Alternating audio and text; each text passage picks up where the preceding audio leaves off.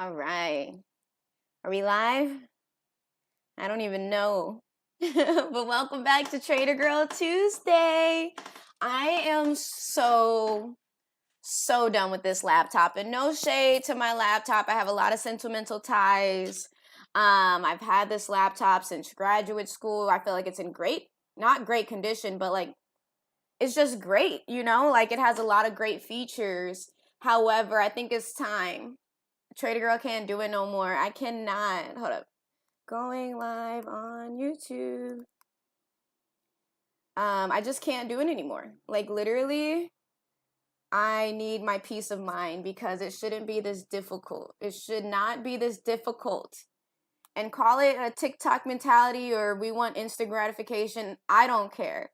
I'm getting a new laptop because it shouldn't be this complicated to freaking boot up. Like it should not take this long. So I'm buying a new laptop. I did talk to ChatGPT. I was like, should I buy a new laptop or is there like something I can do instead? Like, I don't know, upgrade my hard drive or something like that. I don't know.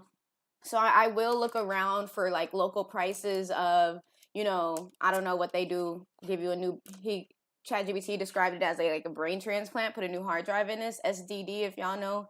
I don't know. Anyways, but depending on those prices, like Black Friday coming up, I might just cop a new laptop around that time and just like keep this like as a throwaway, like use it for something else because I can't.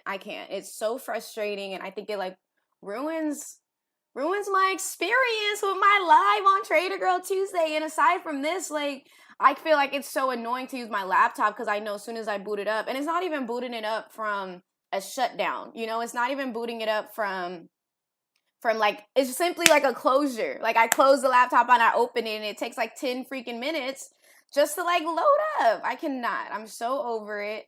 I'm getting a new laptop. So sorry for being late. Awesome. So hey friend, good morning. Sorry, I just ran on a rant. I haven't even looked at the charts yet. That's how frustrated I am with this darn laptop.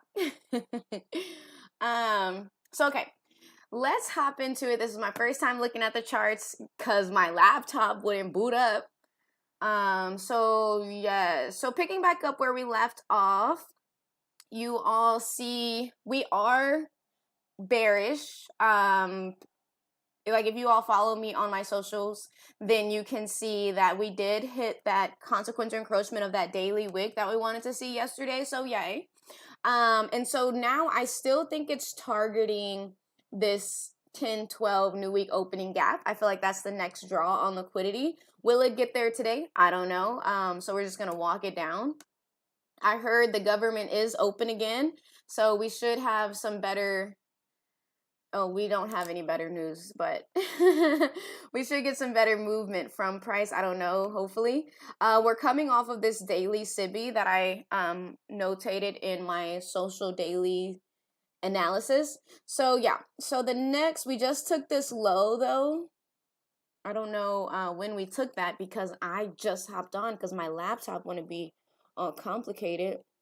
And it looks like we are currently close to the discount wick consequential encroachment of this one as well. I'm just going to put this on the charts just to have notation purposes. So what is this called? CE. What? I do not have the patience today. I do not have the patience. Discount wick. Okay. And then we can also see these are relatively equal lows right above the consequential encroachment of this new week opening gap. So I would love to see, I have to drop down to a lower time frame just to see where we are in price of what already happened. But ideally, eventually, I want to see it crush this consequential encroachment of this daily wick, discount wick, making its way into the upper quadrant of this new week opening gap because I believe there's no bodies in this lower quadrant if I remember correctly from my previous analysis. Yeah, look at that. No bodies. The last time we were even in it, we barely spent time. So these are the relatively equal lows. Those look even more beautiful on this 1 hour time frame. Look at that. Ooh. So we're going to keep an eye on that. I think price, that may be the next draw on liquidity. Relatively equal lows, 1 hour.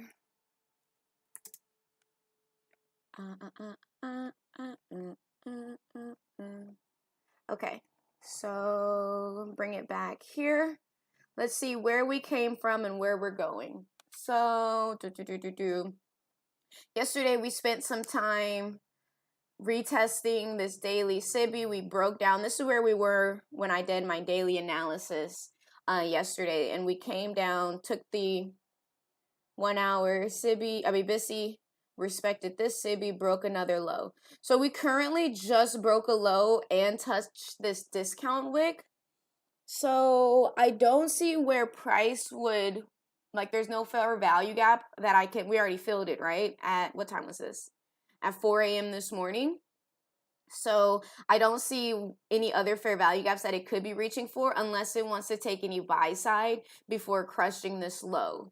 If it does want to take buy side, then I would need to see this one get taken first. However, we do have some defenses in line here. So hopefully it just gives us what we want, which is that bleed out to take this low here. And look, relatively equal low. So a lot of confluences right now.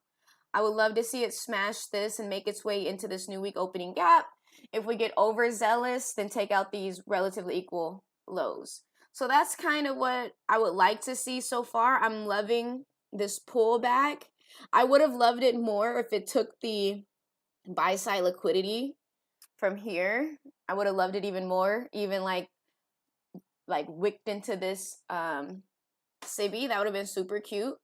So the fact that it didn't, I just got to keep an eye on it because it may not need to, but that would have gave me so much more confidence. Like, okay, now's the time. Because the fact that we took a low, the fact that we took the lows already and we haven't really taken any buy side liquidity makes me suspect of these highs. Of course, Trader Girl would just love to see her TP smashed. I don't want to see it, follow any rules about taking buy side before we take sell side. But if we listen to the logic ICT has taught us, after it takes sell side, it takes buy side. But we can put up a good argument like, hey, look at this short-term buy side that it took, maybe that's all it needs. I would love to see that. But I can't force it. So let's just be nimble. It's looking pretty good though, especially on this 5 minute. If we look at this premium wick, it rejected off of it. That could have been entry for real. Not my type of entry. I realized my setup. I'm a fair value gapper, if you all remember from a couple streams ago. I know a lot of the other tools that Michael has equipped us with, but my favorite is the fair value gap. So I'm starting to realize I'm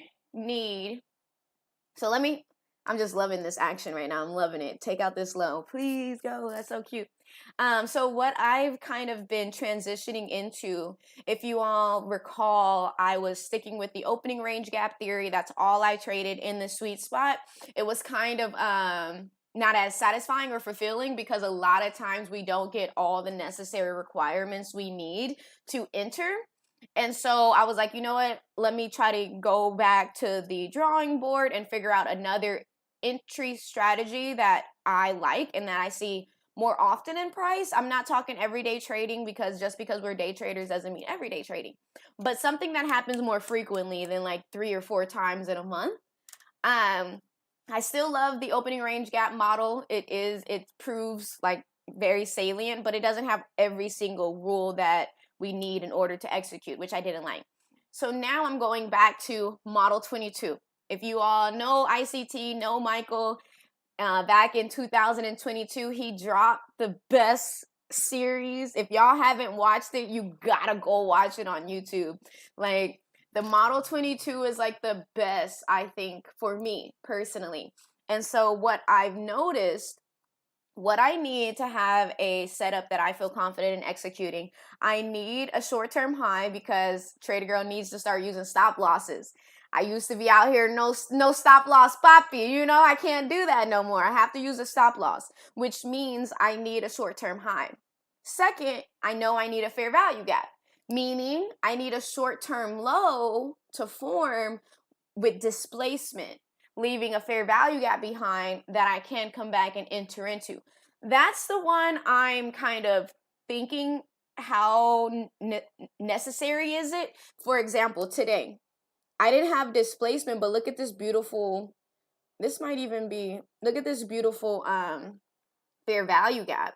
And this might even, I don't know if the name is correct or not, but this is the first presented fair value gap, which could even be Venom. I don't even know. But like I would have loved to enter here, you know, even though it didn't have displacement from a short-term stop loss. So I'm taking notes and I'm trying to figure out what exactly do I need from price so I can like rinse and repeat every time. Do I necessarily need a short-term low? I know I need a short-term high because I know I need to set a stop loss. But is any fair value gap fine for me? Or do I need a fair value gap that has displaced a short-term low or short-term high, whichever way I'm at, if I'm bullish or bearish? That's something that I'm trying to figure out because I would have loved this type of strategy here. We came up, we rejected it off of that, off of the consequential encroachment of this premium wick. So because I know a lot of the other tools, it's kind of like hard not to blend them because look how beautiful this first presented fair value gap was. Definitely gave multiple entry. 1, 2. Okay, just 2. With a stop loss here. Beautiful, beautiful, right? So I'm trying to figure out what type of fair value gaps am I comfortable with entering. Can it be any fair value gap? Can it only be displacement model 22 fair value gap? Trader Girl doesn't know yet, but that's what I'm transitioning into my next phase of because I feel like I have a really good concept on narrative and bias. Like I have a really good understanding on where the market is drawing to. You know, hopefully you've all seen it from following me on, you know, my socials and my lives. Like I have a really good GPS on the charts. Now I need to fine tune my entry strategy. You know, now that I know where it's going, what path am I going to take to get there, right? It sounds so simple, but it's harder than, I don't know, that I thought it would be. Like, it's just, I don't know. Like, so that's what I'm focusing on now. Basically until the end of the year, I want to be able to have a really good, solid strategy and entry strategy setups by February of 2026. Because I know Michael typically takes this time off. He says to spend time with his family, but what if he knows something we don't know? Like, what if he's really taking this time off because it's like not the best time to be executing? I don't know. So I'm just going to spend these next few months really like hammering in what my ongoing trading strategy is going to be. Taking notes, screenshotting like, hey, did this work? Did this not work? What do I like? What resonates with me? And so what's happening? Wait. So price just took this low. Good. I thought it would smash our TP1. But it's pulling back nasty. We were doing so well. What? Why did it stop prematurely? We were doing so well. What did it run into? Oh, okay, I can see that. It's 5-minute busy. Hopefully it's not enough to send it back higher. But if it does, that just goes with what we were talking about earlier. It never took like a major buy side liquidity. And it could have just been using this 5-minute busy to as some ammunition, but I hope not. I hope that, yeah, I like that. I hope that it just retests it and continue to fall back off. That's looking really cute. I just need to see it take this low, and then that'll give me more confidence that it'll take our TP1. If it respects this to take out that, then nah, that's not hot. That's not hot. Oh, snaps. What time is it? It's still early. All right, looking good. If we could just take that low, that'd be super deciously. I don't know, I probably made that word up. I don't have my water. To counteract the caffeine. But I am going to screenshot this for my notes because this was really pretty with the first presented fair value gap. This was super cute. It's doing everything that I would like to see. I saw the fact that it had like a short-term high that I could have naturally used for my stop loss. I like that I wouldn't have just entered randomly at a random place because the feeling felt there. You know, I used to trade like that, y'all. Oh, I got a feeling that it's gonna go down here. No, I can't go back to them days.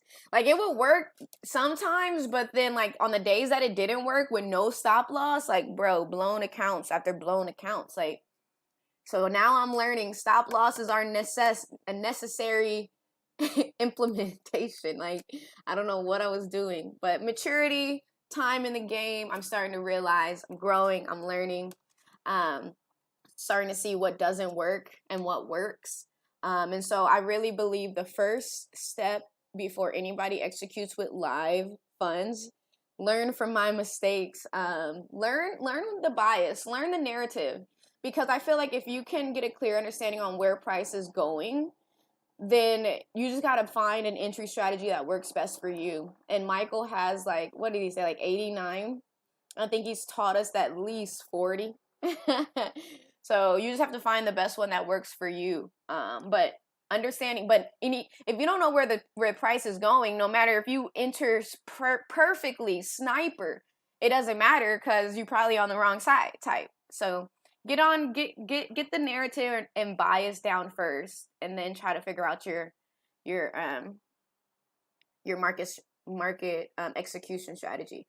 I can't even say I wish I would have known because Michael told us that. Michael Ben told us that. And then I want to take note of the P&Ls, like, because then, is this even a 1-to-1? Okay, a little over 1-to-1. So that would have gave a risk of 97 handles. That's a lot of handles. That's another thing. I feel like I've developed so much scar tissue where, let me screenshot this though. Wait. I've developed so much scar tissue to where I'm like risk adverse, you know? Like, is 97 handles even a lot or is that normal? Like I don't even know what's normal, because to me that sounds like a lot. Because even if I do $1 per, right, that's $97 risking to get 125, and that's like the bare minimum. Like, you got to find the right broker to even allow you to get TP1 smash.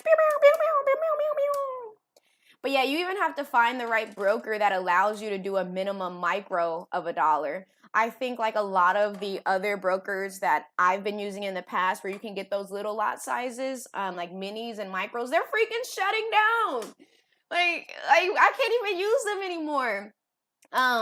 Me and my trading partner, Wolfie Wick, you guys probably seen him on my live, we found this new broker where I think the minimum lot size you can use is $2 per. So just imagine, like, with this stop loss, $97 times 2. Wait. And that's if you enter at the top, because apparently it's 101 handles. That's $200 you're risking. But for a 250 reward. So I don't know. These are the type of things that I'm trying to collect data on. What am I comfortable with risking? I don't want to over leverage. That's one thing Trader Girl would not do. Trader Girl is not with over leveraging. No, ma'am. No, sirree, Bob. So what am I comfortable with, because I'm putting up like live funds? And Michael says you have to don't risk more than 1% of your account. So I don't know. These are all the finite minutiae that are the intricacies of trading and being a profitable trader. And that's what we all want, right? We all want to be a profitable trader. And so these are the fine details or the fine print that you have to be conscious of and cognizant of in order to have a profitable running business. Like, this is our business. And so just like any other business, you have to you have to spend money to make money. So I don't know. These are all the things that I feel like are the next level, next step of my personal development, because I feel like I have given myself, proven to myself and gain enough confidence, and I trust myself when it comes to my bias, when it comes to my narrative, when I like TP smash, right? We're already making our way towards TP2. So I've done this enough times that I'm so happy that I've had you all here, because it's made me accountable, and it's giving me repetition, like coming here, being live with you every Tuesday, posting, daily analysis every day on social media. It's like really caused me to be for real, you know? And so now I feel like it's been enough time to where I've proven to myself, Trader Girl, you got it. Like, you have a clear understanding on like where price is going. Now it's time for that next level, right? It's time to start thinking, okay, what route am I going to take to get there? Just like on, if you drive and you put GPS in your phone, you put a destination, right?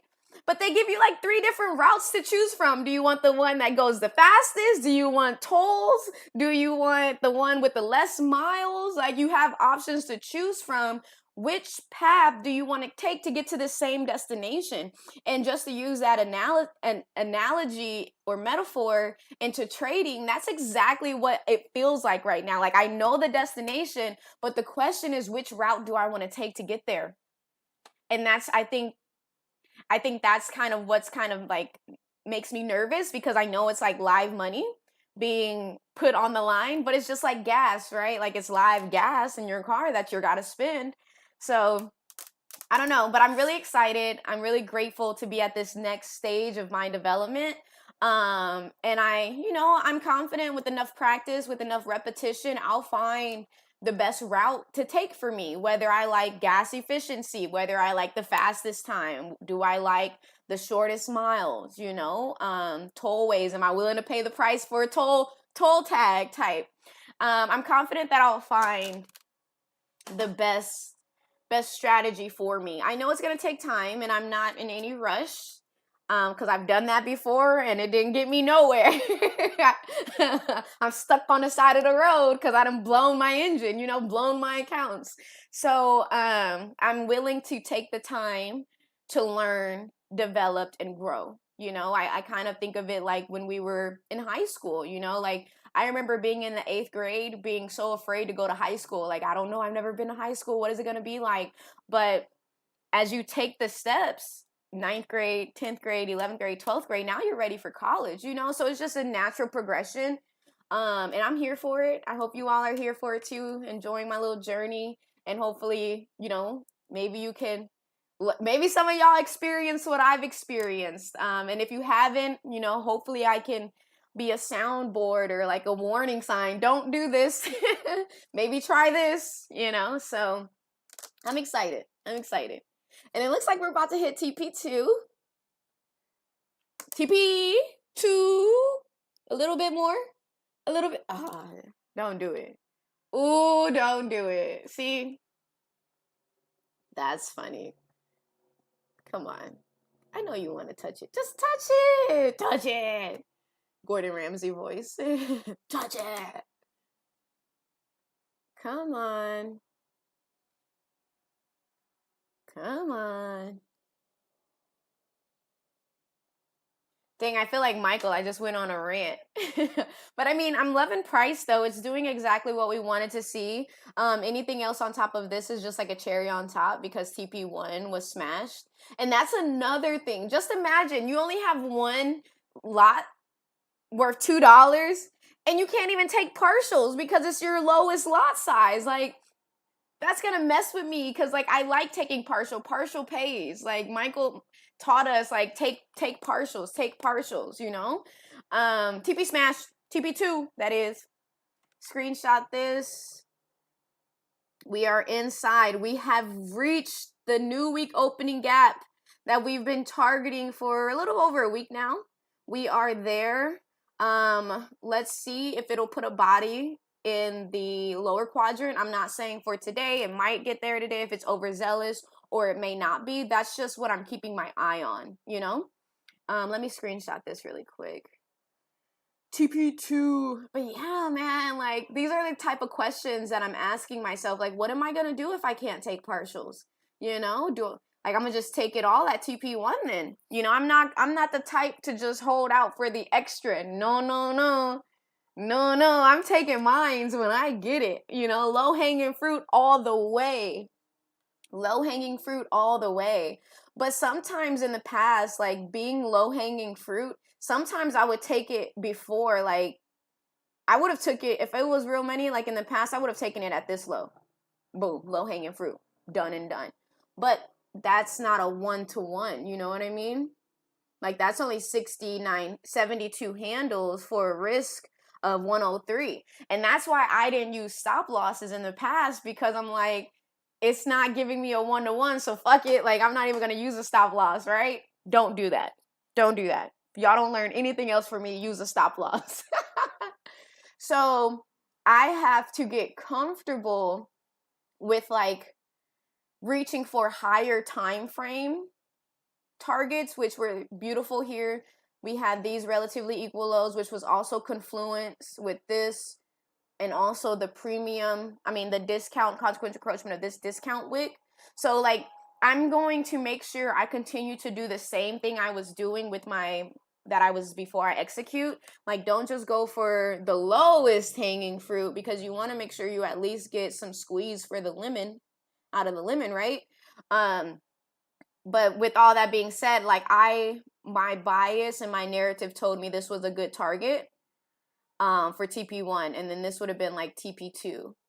However, if I only have one lot size, girl can't even hold for TP2, because how you take partials with only one?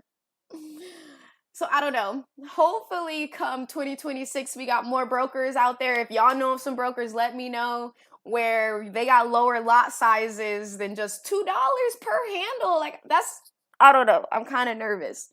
But I'm practicing. We about to be in boot camp. And hey, if the lowest I can do is one lot and it's worth $2, then that's just what we're going to have to do until we collect, start, what does Michael say? Compounding your earnings, and then earn our way up to 2 handles.